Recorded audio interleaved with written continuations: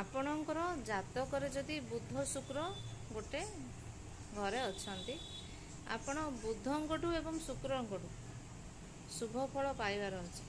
ବୁଧ ହେଉଛନ୍ତି ବୁଦ୍ଧି, ଶୁକ୍ର ହେଉଛନ୍ତି ଆପଣଙ୍କର ଲଗ୍ଜରୀ, ଧନ ଇତ୍ୟାଦି।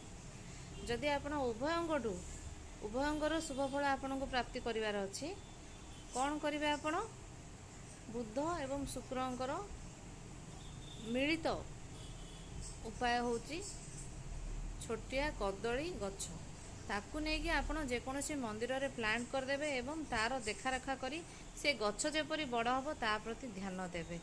ଘରେ ଲଗାଇବେନି, କୌଣସି ବାହାର ଜାଗାରେ ଲଗାଇବେନି, ମନ୍ଦିର ଭିତରେ ଲଗାଇବେ।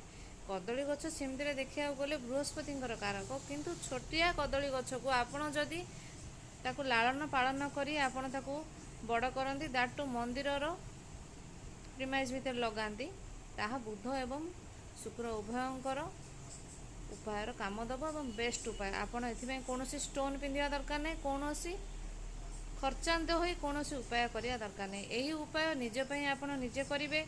ଯେତେ ସବୁ ଉପାୟ ମୁଁ କହୁଛି ସେଥିରେ ଆପଣଙ୍କର କୌଣସି ଖର୍ଚ୍ଚାନ୍ତ ନାହିଁ। ଆଉ ଆମେ ଯେମିତି ଔଷଧ ଖାଇଲେ ଆମକୁ କାମ କରୁଛି, ନିଜ ପାଇଁ ଔଷଧ ଖାଇଲେ ନିଜକୁ କାମ କରୁଛି, ସେଥିପାଇଁ ଆମେ ଯେତେ ପାରିବା ଉପାୟ ନିଜ ପାଇଁ ନିଜେ ହିଁ କରିବା, ତାହା 100% କାମ ଦେବ।